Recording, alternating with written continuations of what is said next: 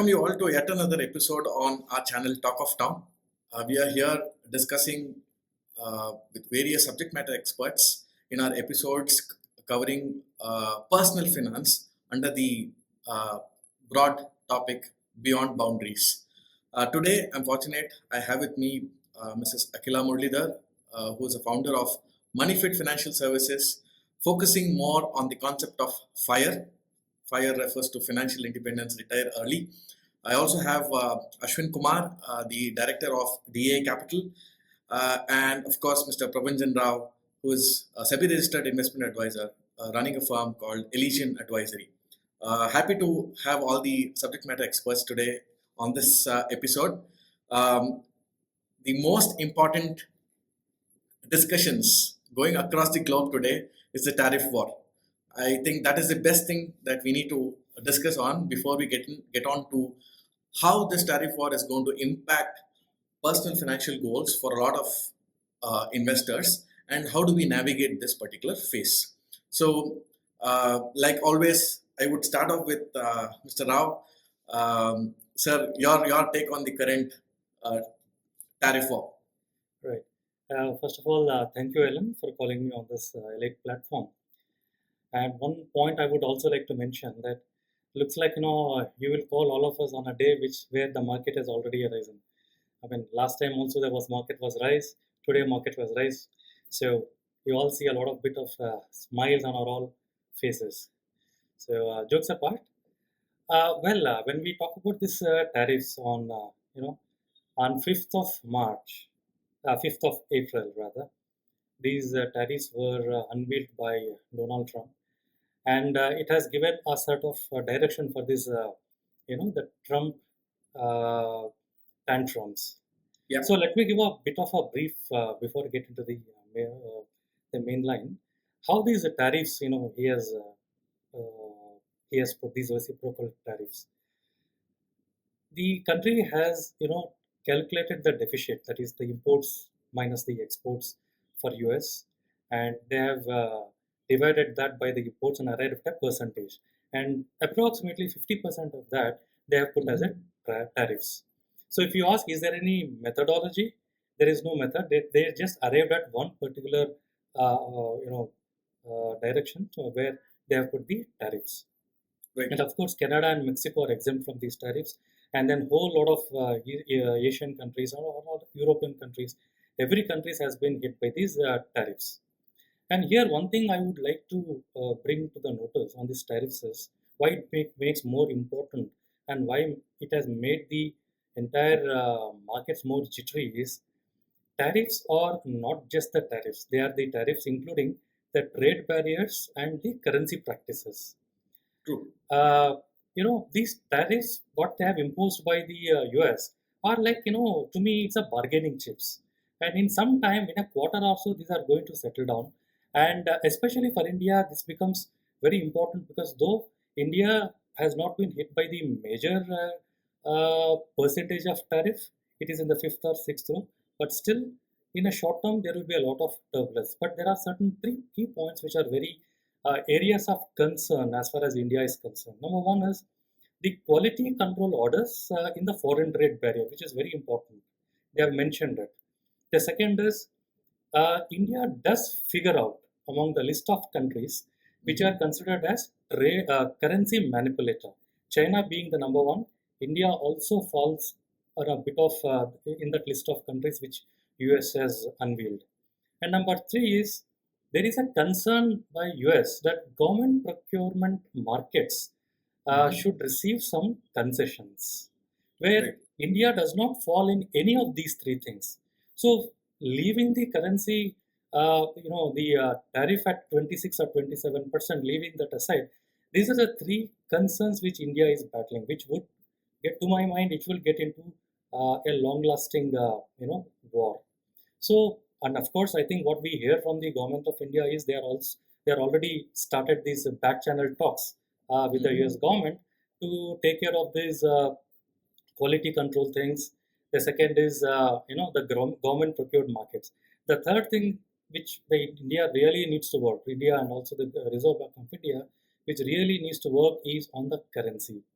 So we need to arrest the fall of the currency, because if we see, though we might have made money in terms of Indian rupees, but in US dollar terms, I mean, the FIS have not literally made money. So this is the only area of concern where this currency tariffs, as far as India is concerned, is going to hit us big time. But of course, if we keep the interest rates low, and if we also and also on another thing that is happening good because of these currency tariffs is the crude prices has come down. Today it's around, I think Brent crude is 64 barrels, so which is very good for a country like India. Second is the the foreign currency thing is 103 as of today, 103.2 or something, which is very good for the Indian markets. So these are the two things which will really help the despite the currency trade wars. Got it. Got it. Interesting. So when we looked at the world markets, I think pretty much all of them were red last couple of days. Uh, I mean, India was no exception. Indian markets were no exception. Ashwin, a lot of stocks, I would say 90% of the stocks were down yesterday. And I believe a lot of investors would be thinking otherwise during these market conditions. So, how does the technicals look like? Where do you think we are headed?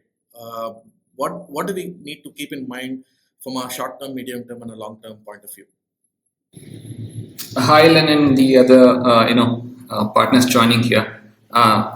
Sorry, there might be some minute disturbance in my background. There's an event going on outside, so you'll have to excuse me on that. And it's good to have Akila Madam on the show as well. So when you said fire, the first thing that popped up in my head is my daughter's name, because we have named our daughter Agni, so which means nothing but fire. So anyway, on a lighter note, that was on a lighter note. But coming to the more serious market conditions, look, Ellen, from the last time we spoke, a lot of analysts, including me, was gearing up to call a market bottom, and that possibly the final leg of the bull run had started, and we all got taken by surprise. I think that's one of the ways that the market tries to establish its supremacy, when everybody is like trying to say, look, we've kind of bottomed out now, it's for us to start looking at an upward journey.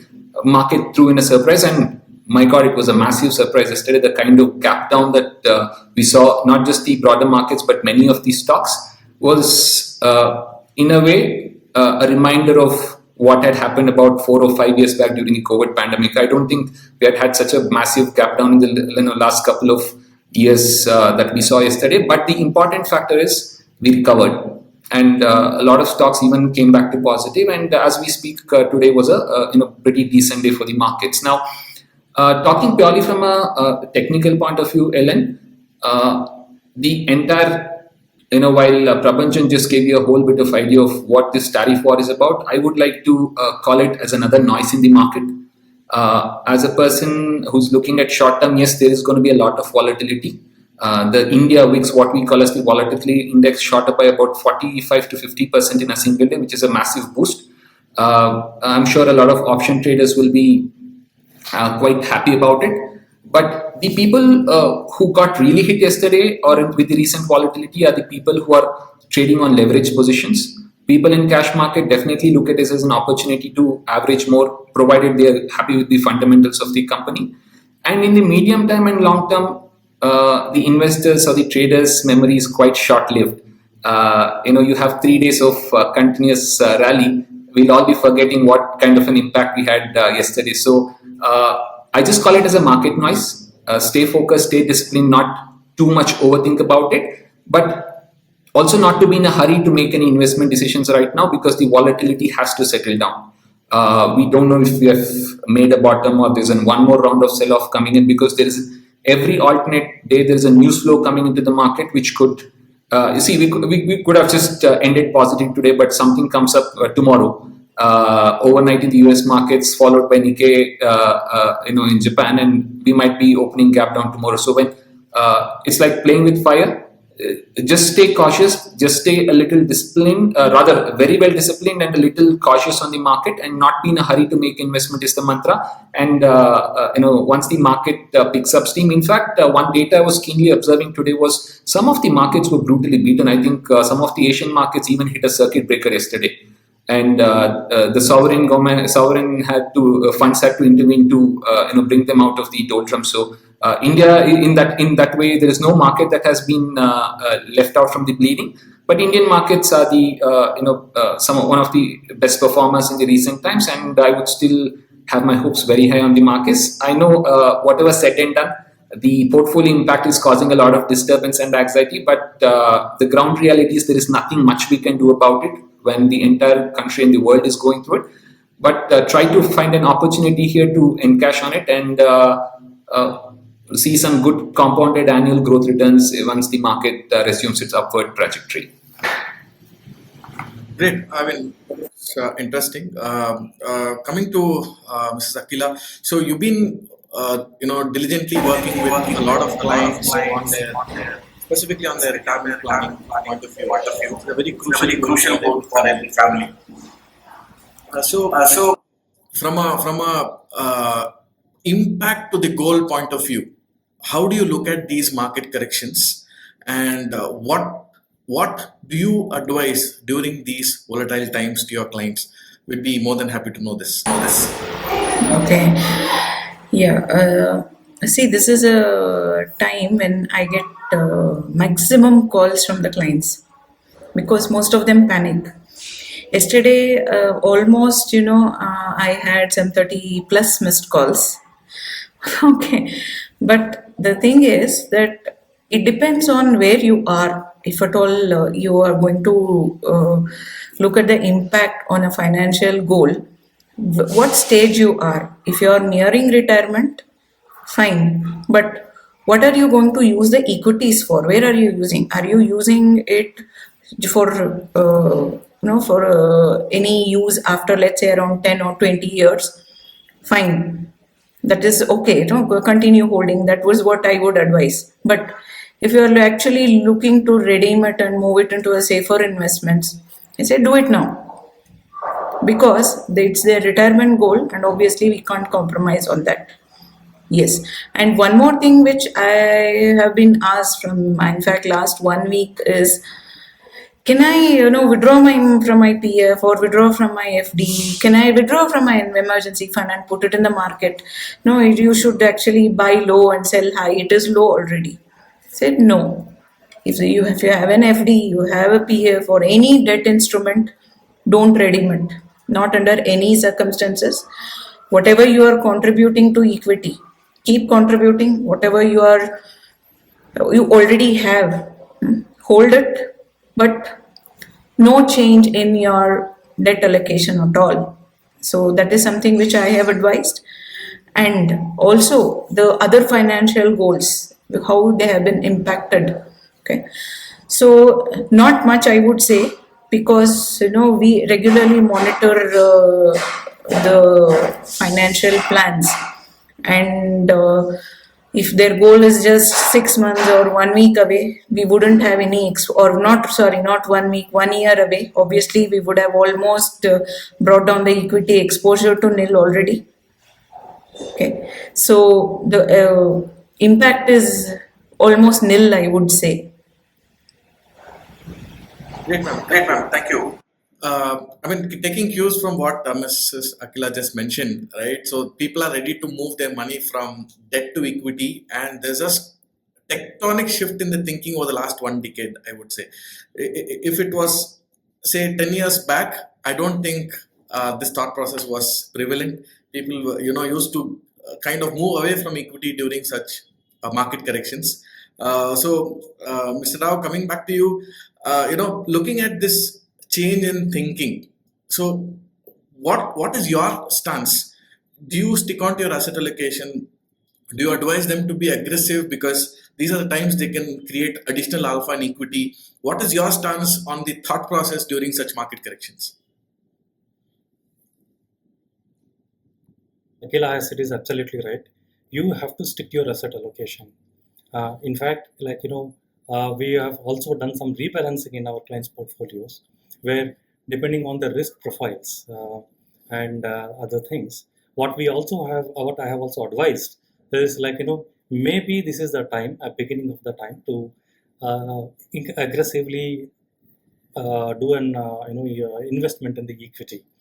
I will tell you, these are the times where you will get once in a lifetime times. Like for example, COVID, it was once in a lifetime fall.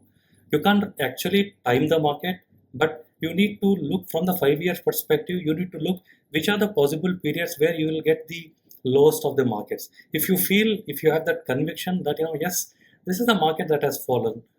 Maybe from here it might fall 5-10%, but that's okay. We are in the long term. We are in a process of building long term portfolios. In such cases, I have advocated to my clients that open the gates for the equity portfolio. Of course, yes, when we go to the equity portfolio, we invest only into the strong, fundamentally sound companies. And I would also give a small example why this market, turbulence is a very apt time. Let us understand the good part and the bad part of these tariff wars. Let's understand the good part. These American bond yields have nearly fallen more than 5% in the recent 9-month period, and which really signifies that when the bond yield reduces, the money will flow back to the emerging markets in some period of time. Because we all are expecting that inflation will be imported to US when the bond yield raises, then there would be a time where foreign institutional investors, there will be a gush of foreign institutional investors coming back to the emerging markets like India. We have got I'm waiting for that day, sir. value. The second is we also should not forget that we are at the cusp of that moment where the crude oil is around 64 and 65. You tell me, when was the crude oil 64 and 65 in recent months? It goes to 80. It stays there for some time, but 64, 65, it's very good time to be in the market. Similarly, when the dollar index is around 103, it's very, very good for the developing markets. And I'm sure even the US also will try to reduce the interest rate, and so is the RBI. Tomorrow I'm also expecting between 0.25 to 0.5 basis points the RBI is going to reduce the interest rates. So we will be getting into that reduced interest rate cycle when the growth starts kicking in. Of course, we will have a bit of a stagflation period, maybe 1 or 2 quarters, but it will come down and we will get into the growth trajectory. So to answer straight to your question, we are advising our clients to increase the bit of allocation to the equity portfolio. And at this juncture, if you allow me 2 more minutes, I also want to talk about the mindset of the Americans. With all due respect, do you think unlike Asians, Americans have that mindset to work like Asians? I don't think so. Whatever our Trumps have wants build America, all these years, they are only meant to do the strategy, leave the rest to the world. Yeah. And now, if you ask that American to do both the strategies and build yourself, work in a manufacturing hub, I don't think he's going to do it. So it requires a complete paradigm shift in the mindset, I think it is not going to happen. So this is a bit of a tantrum which Trump has made. We have got this window to me personally, we have got a window of maybe 3 months, maybe 6 months, within which we may have to go and invest all out in our equity. So, and as I said, as I keep on saying, to me, I look this equity investing as a business model between 5 to 7 years. Not 3 years, between 5 and 7 years. That is where these are the pockets of times where you have to invest and stay invested. Staying invested is also like investing to me. True. So that would be my strategy, and we have been advising all our clients that way. Great. Interesting insight. So, Mrs. Akila mentioned that she would love to stick to the asset allocation diligently. You are saying that having the broad asset allocation, it's good to have some tactical adjustments depending on the market conditions. Right. So, different perspective, very interesting. Ashwin, a lot of investors during such volatile times, they tend to kind of prefer to invest in certain stocks which have fallen the most. Do you think it's the right way of stock picking?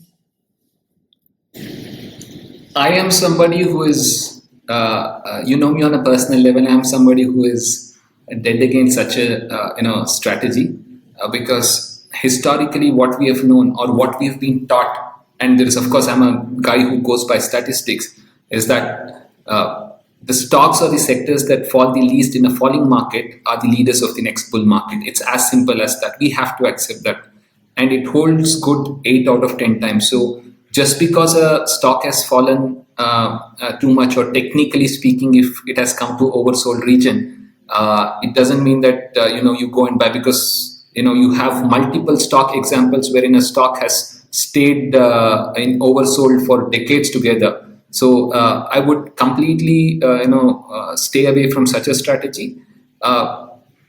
It's very tempting. The current market conditions are very tempting. Sometimes money becomes limited. You want to invest in anything and everything that you can get your eyes on. But as human beings, we are allowed to feel those emotions, get tempted. But if you just give yourself a day's break and re-strategize of what this market calls for, you will know that either even in the previous podcast I mentioned, this is a good time for you to review your portfolio.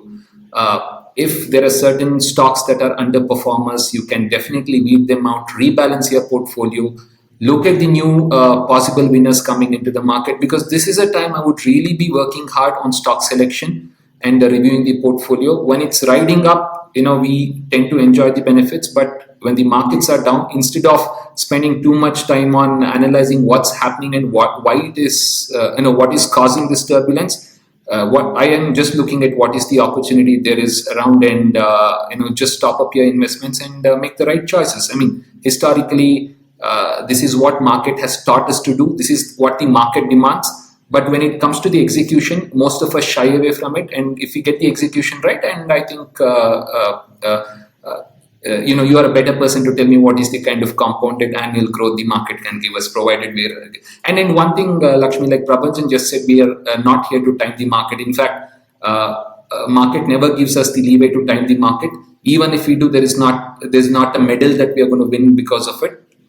It might just be a fluke. So instead of trying to pick the absolute bottom and top, we just have to focus on getting the right set of funds or the stocks into our portfolio and ride them as long as you can, provided they're fundamentally and technically sound. Great. I mean, one important aspect that you just mentioned is portfolio rebalancing. Coming to Akila. So, I mean, portfolio rebalancing plays a very, very important role in anybody's financial plan. So, do you actually go ahead and rebalance the portfolio during such volatile times, or do you stick to your discipline of rebalancing it at a particular frequency? So, what is your take on it? Okay, this is a bit tricky to decide, and as I said, as a finance planner, we have to take the decision based on the financial goals. If we do the review every year, so this is a time we do a special review. So we see like every client, what is their financial goal, where do they stand, and do we really need to rebalance or not? Okay, so let's say for a particular goal which is far away, some 10 years, our call might be different, and something which is 2 years away, our decision might be different. It solely depends on the client and of course their risk profiling, which we are so bothered about. Okay, very important. Yeah, the risk profile, and also the duration to their financial goal. That's what matters. And one surprising observation which I made is this. What I see is the entrepreneurs have very less risk appetite. They take more risk in their business, but their investments, they're not ready to take risk. Okay, the salaried are ready to take risks, higher risks in their investments. Okay, and also the entrepreneurs, they are ready to take risk at this time of volatility, but the salary don't no, or rather I would say totally avoid taking risk at this time, because the time of volatility means there could be some major impact on their job security or something. An entrepreneur might be confident to earn more, in some way or the other. Maybe this is where I'm seeing this mindset uh, these days, especially during these times of volatility, irrespective of their financial goals. That is how the behavior is. Okay. In fact, for me, the biggest takeaways from this discussion, was while sticking on to the portfolio rebalancing during reviews. You mentioned about special review, right? That's a very good takeaway. I think that could be a good takeaway for our listeners today. Ashwin, yeah, you had something to say. I was just, I suddenly recollected that I happened to read one quote by Jesse Livermore yesterday. He was predominantly talking about intraday momentum trading, and it goes like this: the desire for constant action, irrespective of underlying conditions, is responsible for many losses in the Wall Street. So sometimes, just to echo what Prabhanjan said, not doing anything also is it adds a lot of value to your portfolio. So the every time there is something, yes, you get attracted to the portfolio, to the need to evaluate it based on the present market conditions, but the conclusion of it need not necessarily be that you have to take some action. Inaction also sometimes does a lot of good to the portfolio. Yeah. Yes, Mr. Rao. Yeah, sorry. Since there is a lot of meaning to what Akila and Ashwin has told, and one bit of thing I also wanted to add, which I've been doing it to my own personal portfolio in the last decade or so. See, what I apply as strategy is, when it is required, when it calls for a portfolio rebalancing, I would do it this way. Like, within the same asset classes, there's nothing wrong to do a portfolio rebalancing. For example, I have a stock which I'm making at loss, and I have another stock where there is a lot of value in it.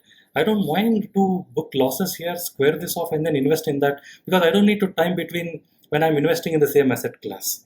When I'm doing the same thing with equities as an asset class. So we need to think of a rebalancing if we want to move it between the asset classes. But within the same asset class, I think timing is absolutely not required. It's only if we are required to do it, just go ahead and then do it. Okay, you mean to say that always evaluate the opportunity cost. Yes, we should, within the same asset class. Okay. One important aspect which Mrs. Akila mentioned was, especially during this time, the salaried class would be at the risk of losing their jobs. So, a lot of, so-called, advisors on social media, they've been calling out at recession over the next 3, 5, 7 years. And listening to them, a lot of investors are considering to go completely defensive. I know that I'm coming back to asset allocation, but still, do you think investors should still go ahead, and change their complete portfolio allocations based on recessionary outlook? Maybe a couple of lines from all the three of you. Maybe starting with. Can I go first?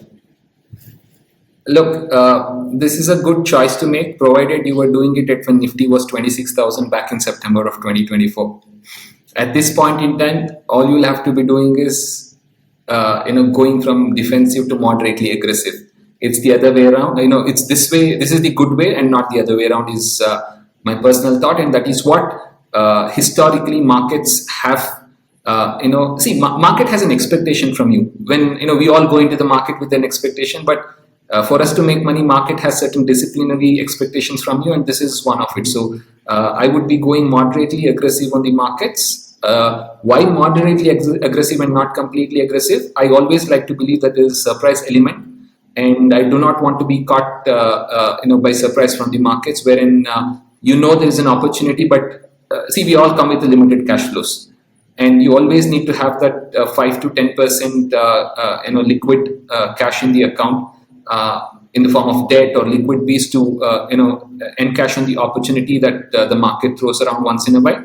But to answer your question, I am in total disagreement with this strategy. If it was at Nifty 26,000, I would be happily willing to do that.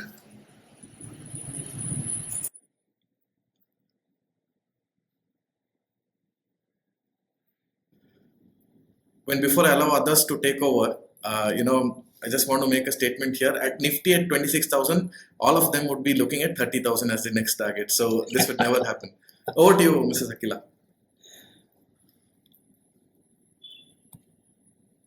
I didn't hear. No, I said that a lot of people in media. Yeah. Just hold on. Your voice was breaking. Just hold on. Okay. Can you hear me now? Yes. Yeah. See, from a financial planning perspective, because I'm a financial planner, I'll give you this perspective. Each client will have, or each person will have a different exposure to the impact of recession. Okay, so if you see the COVID, okay, we all expected a recession to happen, and if you observe, there were certain people who really made a lot of money, and there was people who really lost their livelihood. Okay, so it depends on what kind of risk they are facing, how the impact of recession could be on them. Okay, so if they are at a risk of losing their jobs at the start of the recession itself, then obviously our strategy will be different, be in the defensive way. But if they are sure that they are going to continue with their jobs, their jobs are quite secure for at least another 5 to 6 years, then obviously the strategy would be different. Right, so it depends a lot of mostly what I see is people who are in the support level of work, or rather operational work, they are at a higher risk, and people who are mostly on the technical side and they have specialized niche skills, they are at lesser risk. So all these discussions we do in the beginning. We know the profile of the client, we know their risk profile, so we do take a call on that, based on that. And sometimes it's not just about their jobs or anything, even their family conditions. Sometimes slight variation in husband loses their jobs, yes, they have to be they will be willing to come back to get into the defensive side, or the wife has to take a break.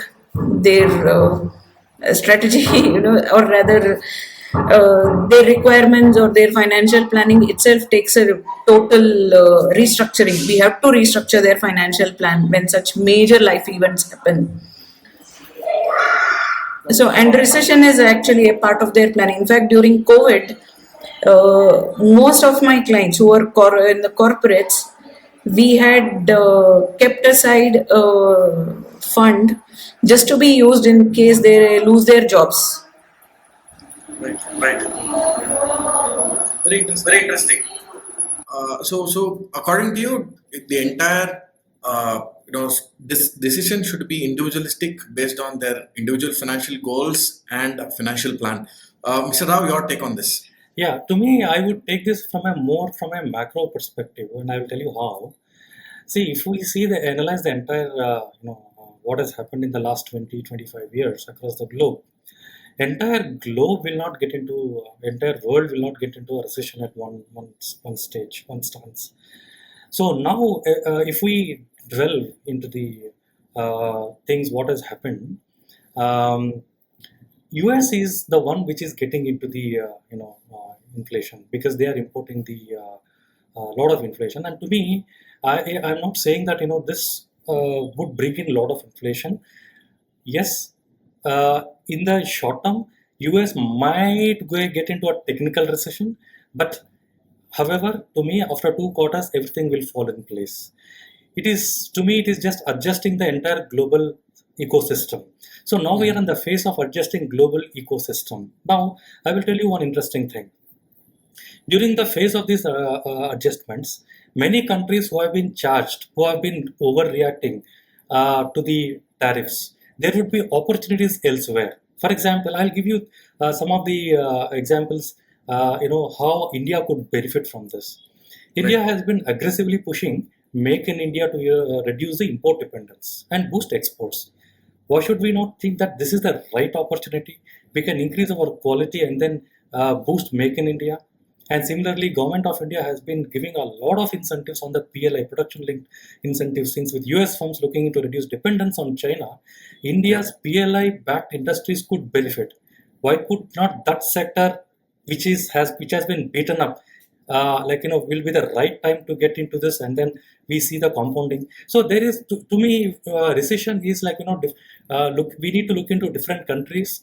See, and again, in countries, we need to dissect which sector is into recession. So every sector won't be in a recession. That's what I personally believe, and it has worked for me. So apart from these two, Make in India, PLI, there are some other semiconductors and electronic industries where the government has approved, if I'm not wrong, 76,000 crores for this, to replace China in the global chip supply chains. And to me, this is in next 3 to 4 years. This is where we need to find the right sector, invest right time, and then what will happen when we invest at the right time by taking a little more risk is the power of compounding will kick in, and the rate of interest when it increases, the entire wealth creation will have a significant impact. Similarly, another sector where I will always see a pocket where there cannot be any recession is the defense exports, which with US and China tensions rising, India's defense exports, which grew 10x in the last decade, I will see a lot of increase going forward. So I don't see any recession in this particular sector. So to answer your question, we need to look from a sector perspective, look from value within the sector perspective, and then decide whether we are hit by recession or not. Great. In fact, you're saying that even if the stock has been royally beaten over the last couple of quarters, it may not necessarily mean that you should do away with it. You could still go ahead and buy, provided you see value. Contrary to what Ashwin said, and this is what makes this discussion very interesting. Excellent insights in this episode. Kind of just capsuling it, we briefly touched upon the tariff discussion. We definitely spoke about the impact of this on your personal financial goals, importance of having an asset allocation and portfolio rebalancing. And we all Mr. Akila also mentioned about a special rebalancing scenario, which is a very good takeaway for us. And we did speak about how individual goals does matter, and they'll have to look at their goal-based investments. So with all this, do not forget to consult your financial planner before making any investments. And though you enjoyed this discussion, none of these constitute any investment advice.